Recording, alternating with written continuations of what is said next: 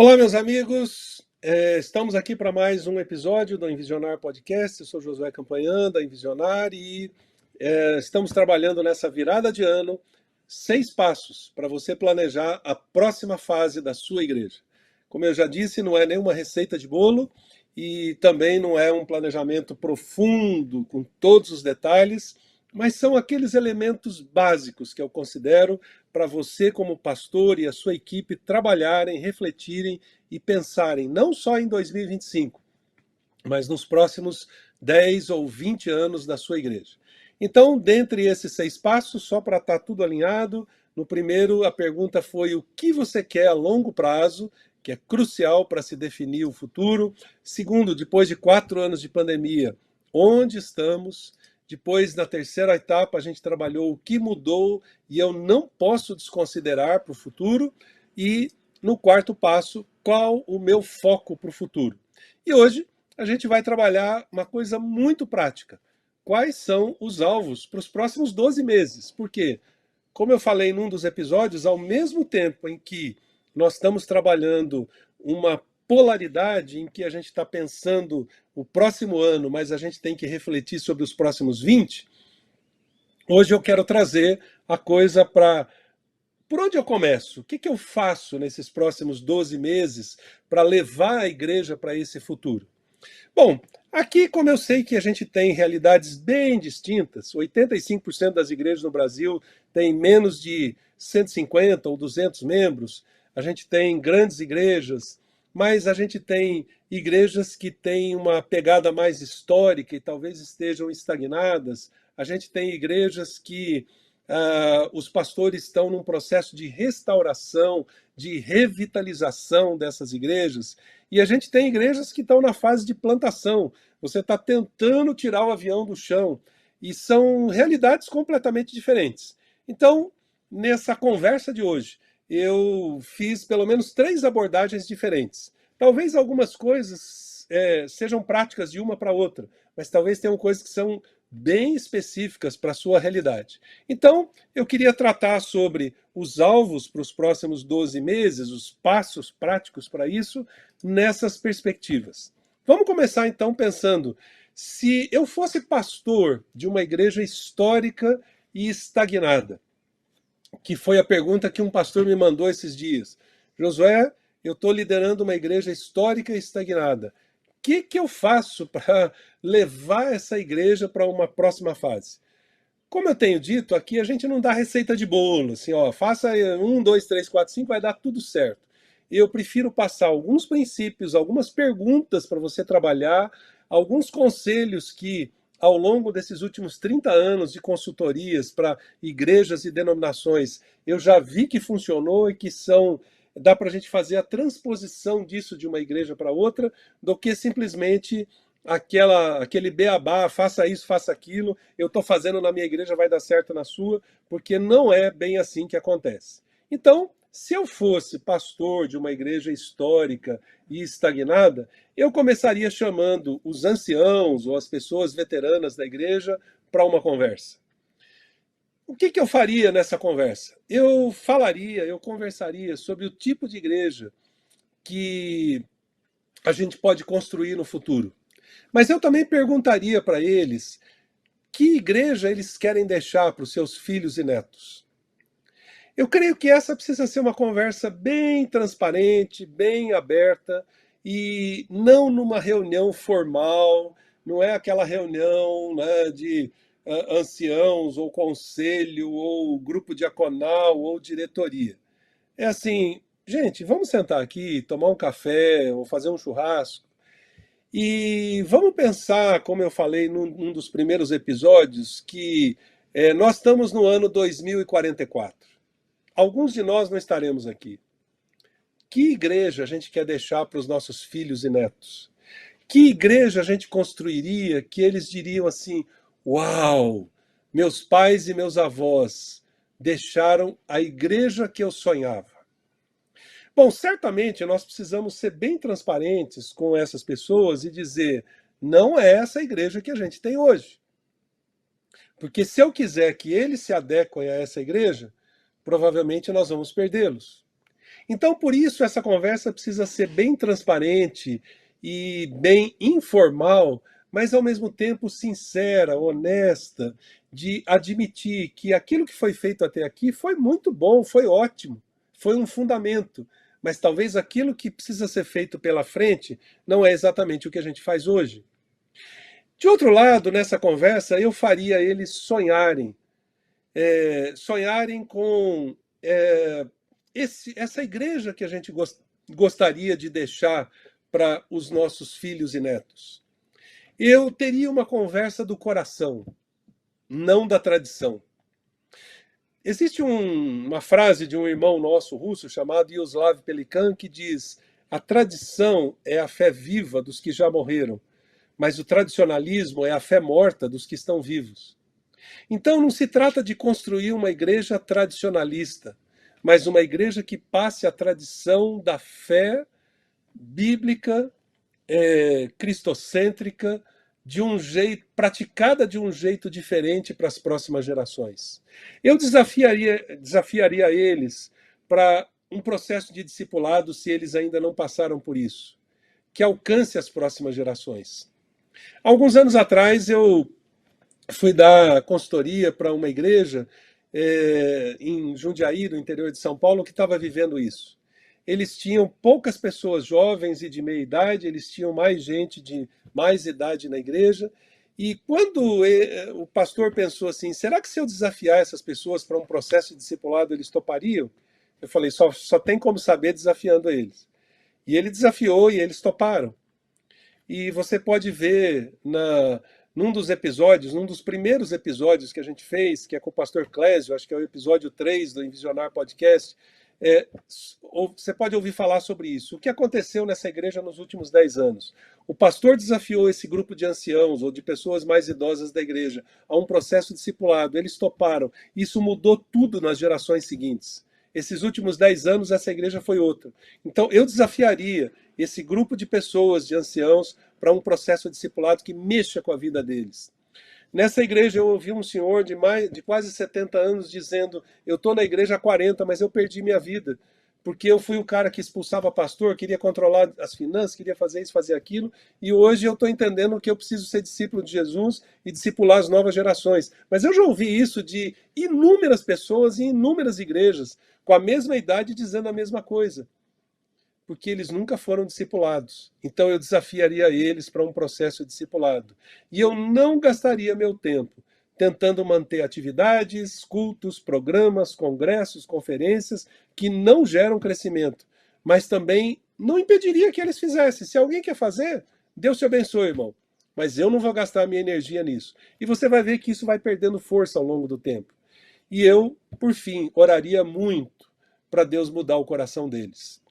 Isso é o que eu faria numa igreja histórica e estagnada. Já passei por igrejas assim, já tive experiências assim, já ajudei outras igrejas a fazer isso. Então, essas poucas coisas que eu estou recomendando para os próximos 12 meses, eu tenho certeza que, certamente, com a bênção de Deus, com a graça do Senhor, podem funcionar, porque já funcionaram em outros lugares e são princípios transponíveis de uma igreja para outra. Em segundo lugar, se eu fosse pastor de uma igreja em revitalização, em restauração, que talvez tenha só meia dúzia, ou só sua família, ou gente machucada, ou outras características, eu aproveitaria que tudo parou e não tentaria restabelecer aquilo outra vez, porque não é útil. Às vezes eu vejo alguns pastores tentando revitalizar a igreja e eles querem fazer voltar tudo que funcionava. Eu sei que talvez isso possa chocar alguns, mas eu estou muito tranquilo em dizer e recomendar isso. Não perca tempo com isso. Não perca tempo tentando pegar uma igreja que tem 10 ou 20 pessoas e criar uma estrutura que precisa de 300. Eu inclusive, sugeri a um pastor esses dias que parasse tudo isso. Porque eles tinham um grupo de 30 pessoas, esse pastor estava tentando revitalizar a igreja, mas com 30 pessoas, cada um tinha 10 cargos para poder manter, desde o berçário, ministério com crianças, adolescentes, jovens, casais, congresso de casais, congresso de homens, congresso de mulheres, mais isso, mais aquilo, acampamento. Eu falei, vocês vão se matar. E a questão é que já fazia 5 anos que eles estavam fazendo isso e não tinha chegado nenhuma pessoa nova na igreja. Não perca tempo tentando voltar a fazer tudo que já parou. Isso não é útil. E o que você faria então, Josué? Eu faria uma seleção de pessoas que realmente querem restaurar a igreja para formar uma equipe base. Eu acharia aquilo que a gente, na minha época, chamava a turma do Fusquinha, né? Hoje pode ser qualquer carro básico aí, um Uno ou coisa desse tipo. Aquelas 5 pessoas que entram com você dentro do carro, que estão com você, e que você diz assim, esse é o grupo base. Ache pessoas que tenham o coração em restaurar essa igreja, que não estão sonhando em voltar à igreja que existiu, mas que estão pensando em construir a igreja que nunca existiu. Ache pessoas com o coração alinhado com Deus, que olhem para a cidade e digam: o que Deus quer fazer nessa cidade? O que Deus quer fazer nessa comunidade? Você não foi chamado para reconstruir aquilo que foi destruído, você foi chamado para construir o que Deus quer fazer pela frente. Eu gastaria pouco tempo em atividades e cultos e mais em relacionamentos e discipulado que se multiplique. Eu e a Raquel participamos alguns anos atrás, quando nós mudamos para Indaiatuba, da plantação de uma igreja, que é a Igreja Batista da Redenção, que é mais conhecida como Igreja Red hoje. Deus usou a gente para conectar 3 grupos de pessoas que sonhavam com uma igreja aqui na cidade e que não se conheciam, e nós conhecíamos os 3, e um dia colocamos todo mundo dentro da mesma sala, lá em Vinhedo, e a partir dali Deus conduziu aquele grupo e depois a igreja foi se formando. Mas desde o início, não era uma revitalização, quer dizer, para um dos grupos até era, porque eles tinham feito a tentativa de plantar uma igreja e não deu certo e fechou, e a gente falou assim, igreja simples. Durante alguns meses, a gente nem alugou salão e nem teve culto, eram só alguns pequenos grupos. E depois de alguns meses, quando já tinha chegado a 60, 70 pessoas, a gente fazia um culto por mês numa chácara, para não gastar tempo e dinheiro e energia com prédio, banco, multimídia, banda, etc. Por quê? O objetivo eram relacionamentos, novos discípulos, para que isso se multiplicasse. Só depois de quase um ano que essa igreja já existia e se reunia, é que a gente foi alugar um primeiro espaço para começar a fazer um culto semanal. Perceba que o objetivo não é restaurar a estrutura que existia, o objetivo é restaurar uma igreja viva e que cumpra a missão de Jesus numa cidade. De outro lado, eu investiria em discipulado e nas novas gerações. Discipulado multiplica e atinge a missão.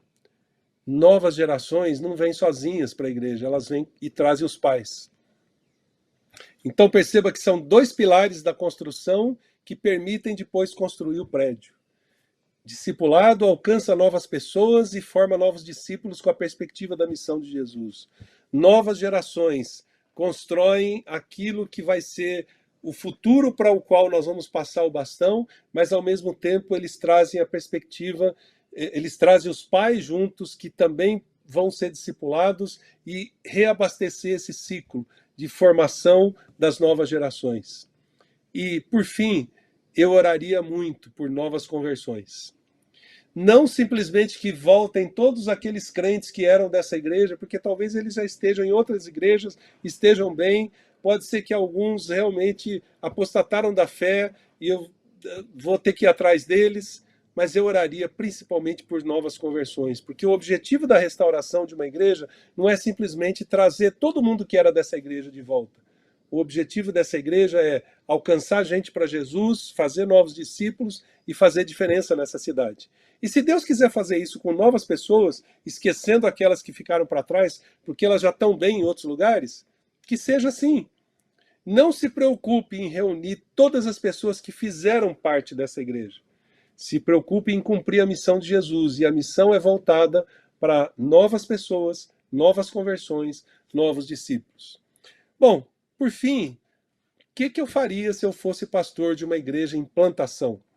Eu já compartilhei agora há pouco um pouquinho de como a gente começou, ajudou a ser parte da criação da igreja aqui em Indaiatuba, mas eu, não só com base nessa experiência e outras que eu já vivi, eu investiria no seguinte: uma igreja simples. Foco total em relacionamentos e discipulado. eu não me preocuparia tanto com os cultos e as atividades do que com o discipulado e os relacionamentos para que as pessoas sejam pastoreadas, cuidadas e se reproduzam e formem novos líderes e alcancem as novas gerações. Eu não criaria estruturas pesadas e caras de se manter. Às vezes, quando a gente planta uma nova igreja e daqui a pouco começa a crescer e vai chegando mais gente, a gente vai se perdendo no tempo, criando estruturas pesadas e caras que as igrejas históricas do passado fizeram. Às vezes a gente acha que fez tudo novo, mas um dos problemas da gente que já viveu mais é que a gente olha 20 anos atrás, 30 anos atrás e faz a comparação com os últimos 20 anos e a gente sabe efetivamente o que é diferente e o que não é. Às vezes, usando um exemplo bem simples, eu vejo as pessoas usando uns óculos hoje assim, super modernos e isso e aquilo. Eu falo assim, posso tirar o meu óculos de 40 anos atrás da gaveta que está tão atual quanto os que estão sendo vendidos hoje? Pois é. Não crie estruturas pesadas e caras que as igrejas históricas do passado criaram e se perderam por causa disso. Talvez eu nem pensasse numa igreja grande, mas eu pensaria em multiplicar essa igreja em muitas igrejas na medida do seu crescimento. Uma igreja grande, eu não estou falando aqui bom ou ruim, certo ou errado sobre igrejas grandes e pequenas em tamanho. Não existe isso. Deus vai usar as grandes, Deus vai usar as pequenas. Mas tem coisas que uma igreja grande pode fazer que igrejas pequenas não fazem. Mas às vezes as igrejas grandes acabam não fazendo isso, porque elas acabam consumindo toda a sua energia para se automanter. E elas não conseguem se multiplicar na medida do que poderiam se tivessem espalhadas. Então, talvez, eu nem pensaria numa igreja grande, mas em multiplicar igrejas na medida do seu crescimento. E, por fim, eu oraria pelas novas conversões, formação de líderes, multiplicação do discipulado e multiplicação de igrejas. Por quê? Porque os pontos comuns de tudo isso são uma igreja simples, relacionamento e discipulado, não se preocupar com o tamanho da igreja e nem com as atividades, mas com o cumprimento da missão, deixar morrer o meu eu, em lugar de querer ser o líder de um grande movimento ou de uma grande igreja, para servir e avaliar todos os dias como é que eu estou cumprindo a missão. Então, são algumas dicas, dependendo da igreja que você lidera, para pensar os próximos 12 meses. Espero que tenha ajudado. Espero que você possa escrever um próximo capítulo da história da sua igreja e que a gente ouça falar daquilo que Deus vai fazer por meio da sua igreja e do seu ministério. Grande abraço e até o próximo episódio.